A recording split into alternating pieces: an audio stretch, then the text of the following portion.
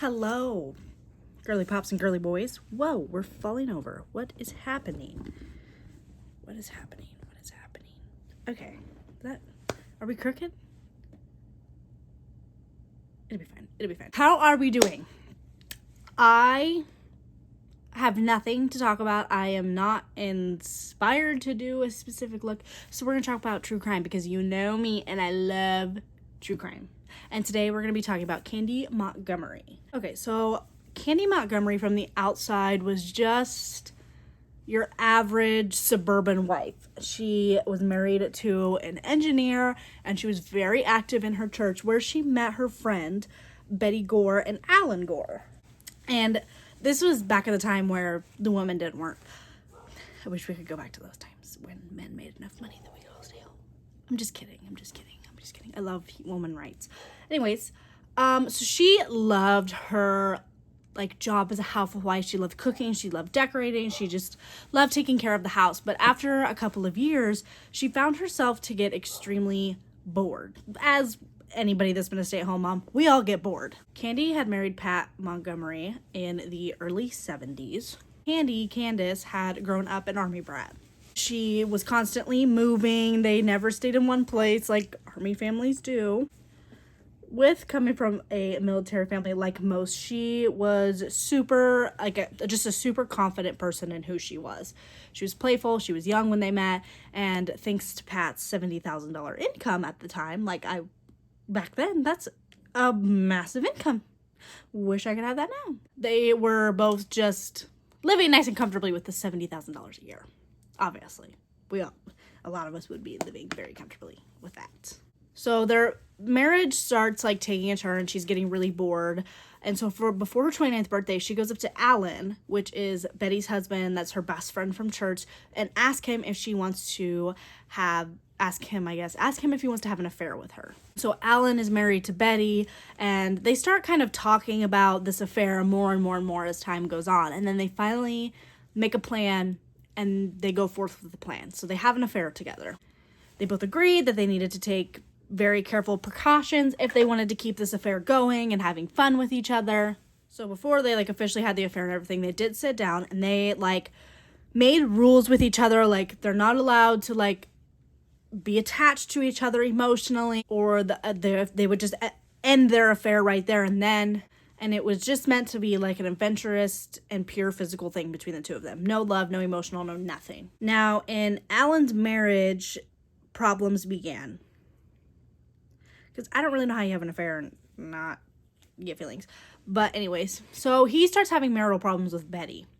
And Betty becomes super duper distant with Alan. And so Alan is just sleeping with Candace left and right, because he's well, my wife don't want nothing to do with me, so I'm gonna go with you, my second choice. I don't know that she was really his second choice, probably first. So later on, they weren't so distanced between Alan and Betty. She got pregnant again, and Alan decided to end the affair to focus on his marriage, because he's we're having another kid together, we already have two, I need to start focusing on my marriage more and not messing around with Candy.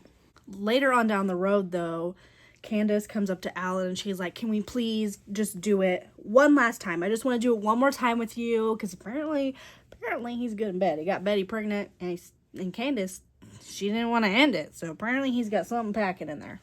Alan agreeing to this is when everything just took a turn. So Friday, June 13th, when the murder took place, it was actually Betty's neighbors who ended up finding her. Alan was out of town for work, and so he called the neighbors to go check up on Betty because she wasn't answering, and they're trying to fix their marriage, so he wants to check in on her. When the neighbors arrived, they did not expect the house to be a slaughterhouse, so they immediately called 911, and Betty had been hit in the face over 40 times with an axe. So at first the cops are oh, this is nobody that she knows, this is an escaped mental patient that did this crime, because nobody normal could attempt a crime like this, which is true. But assuming that it was a mental patient in a mental hospital, this was a long time ago. We know a lot more now than we used to. So obviously they go through this whole entire investigative process. They talk to Alan and they're trying to figure out if Alan did it. They obviously ruled him out because he was out of town, and I'm assuming he had an alibi and witnesses with him since he was out of town for work. So then they go to the next person that seen Betty alive, which was Candace. And everybody's like, there's no way it's Candy, because she just had this bubbly, great personality and everybody loved her. So they're like, we really don't think that it's Candace, but we have to look into it.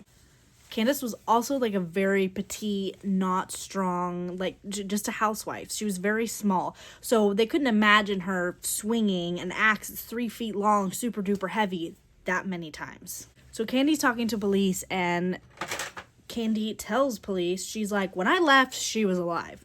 So then she comes back and she tells the police, she's like, okay, I hit Candy out of self-defense. So the story goes that Candy was going to pick up a swimsuit for Alyssa that day. And then eventually, like, everything broke loose. She said that she asked, like, hey, are you and Alan having an affair? So Candace then tells police, she's like, she attacked me with the axe first. And so then she turned around, she grabs the axe, and then hits Betty with it 41 freaking times. So Candy leaves. She just leaves, and she like blacks out and doesn't remember anything happening, but her toe was like profusely bleeding, like gushing out blood. But she just gets in her car, starts driving down the road, and thinks nothing just happened. Like, she blacks out in that moment. And so she's also leaving behind Betty's newborn baby upstairs while the kids are all playing. Alan starts calling, whatever, and not picking up. So he does call Candy first, and he's like, hey, when you went over to the house, like, was Betty okay? And she's like, oh yeah, she was totally fine. Nothing wrong with her. So he calls his two neighbors over, Richard and Jerry, and asks, hey, can you, like, go check on my wife? She's not answering me. It's just kind of weird. Oh, and Lester. Forgot about Lester. Lester describes that it was just, like, a thick, congealed, reddish-brown oceans of blood everywhere. Like, it was just a slaughterhouse when he walked in. So they're, like, walking through the house, and they're obviously, like, nervous at this point. They're like, what the hell happened here? They then find Betty's body in the utility room. And mind you, they don't find her until 11:30, and I'm assuming this happened, like, in the morning. If the kids were going swimming, I'm assuming that they're going swimming in the afternoon. So it took them a while to find her body, so I can only imagine it was starting to smell. So they call her husband, obviously, and they're like, hey, she's dead. So Alan calls Candy, and he's like, oh my god, Betty is dead. Like, what do I do? So Alyssa, Betty and her husband's daughter, was still over at Candy's house, like, playing with the kids and just acting like nothing was happened. And so she tells Alan, like, hey, just keep Alyssa here. Like, I will keep watch of her, because obviously this is going to be super hard for you. Like, you have a newborn at home. And then Candy breaks down into her husband's arms. It's literally like her brain just blacked out everything and was like, I don't remember doing this at all. So when police arrive at the scene, they immediately find a shoe print, and there was blood all over the bathroom, like in the sink and everywhere. So it showed that the killer, like, washed their hands off and cleaned themselves off before they left. And with the shoe prints tell a lot in crime scenes, just kind of who this person is, and it showed that it was a woman's shoe and that she had, like, a younger kind of, like, fit to her. So police didn't know this yet, as they're, like, obviously doing the investigation, but Candace actually took her sandals that she wore over there and she cut them up with garden shears. So when Candace goes in for her interview, she's telling them, oh, I just went over there this morning to go pick up Alyssa's swimsuit, and then we went to teach Bible class. So Alyssa obviously had, like, neighborhood friends, and one of these friends came over to see if Alyssa wanted to play, and this was at 11 a.m., so it wasn't early in the morning, like Candace had said. So they're still doing this investigation, whatever, and Candace's story is just not adding up. There's just too many things going on, and then Alan goes to police, and he's like, hey, so I've been having an affair with Candace. And this just, like, blew the police officers' minds. They're like, what? They're like, why didn't you say this from the beginning? So police go up to Candace, and they're like, we want you to take a lie detector test. You need to take a lie detector test. And she's like, I ain't doing that. She said no. So then on June 27th, they went ahead and they arrested her for murder.